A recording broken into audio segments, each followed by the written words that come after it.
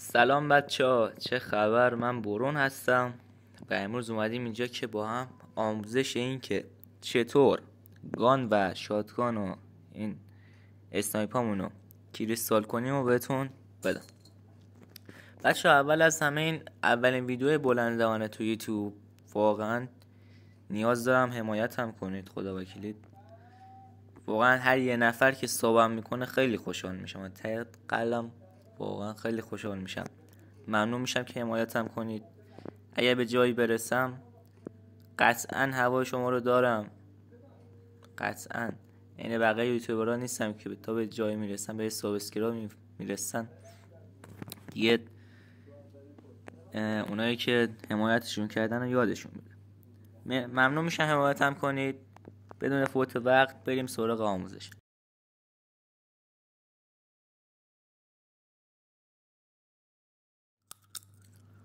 یه تخمه هم بخوریم این وسط.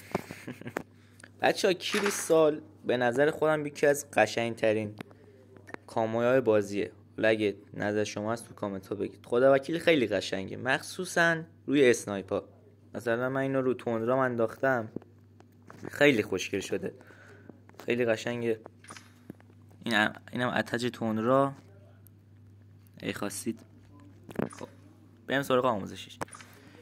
بچه ها، شما برای اینکه بتونید کامو کریستال رو وا کنید باید برید زامبی بازی کنید. خب ما میایم تو بخش زامبی خودش بخشه، یه بخش کلاسیک داره، یه بخش آندد داره. زبانم اگه اشتباه میخونم ببخشید. خب شما باید بیاید تو بخش آندد. وقتی اومدید تو این بخش، بعد بالای دکمه استارت کوچولو نوشته سویچ، میبینید؟ وقتی شما بزنید روی این سویچ، سطح های مختلفی از بازی رو میاره. مثلا این سطح آسونشه، این خورده سخت‌تره، این هم سخت‌تر میشه. خب شما باید هاردش رو بازی کنید. تو سطح هارد باید بازی کنید که بتونید کامو کریستال رو وا کنید. خب حتما باید رو هارد باشه. و تا اینجا اوکی شد. زامبی باید بازی کنید، آندد و تو سطح هارد. تا اینجا اوکی.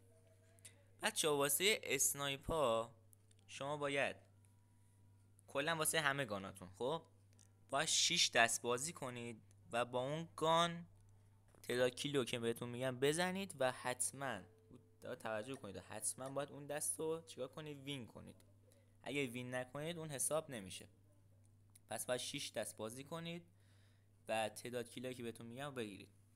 بچه‌ها واسه اسنایپ شما باید 6 دست بازی کنید و تو هر دست 8 تا کیل بگیرید. اوکی؟ ببینید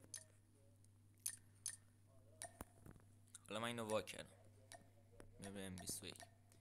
واسه اسنایپ شما باید 6 دست بازی کنید و تو هر دست 8 تا کیل بزنید و دست رو وین کنید.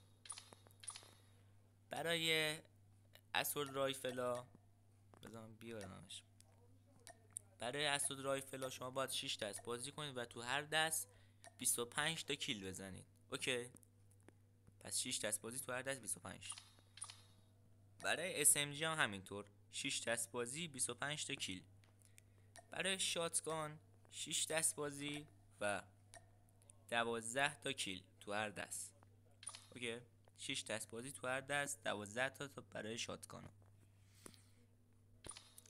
برای مارکسمن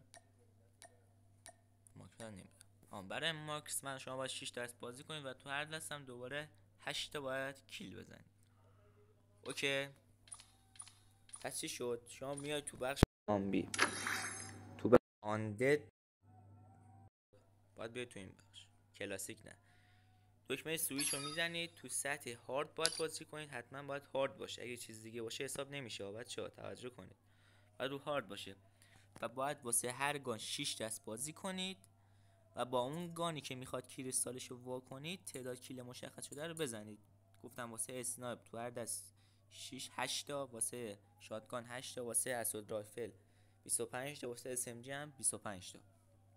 اوکی؟ پس حتما باید اون دست رو وین کنید. بچه امیدوارم که تا اینجا ویدیو مفید بوده باشه واسهتون و یاد گرفته باشید. اگه تا اینجا ویدیو با من بودی تو کامنت ها یه قلب قرمز بذار. دمت گرم. تا ویدیو بعدی، بدرود.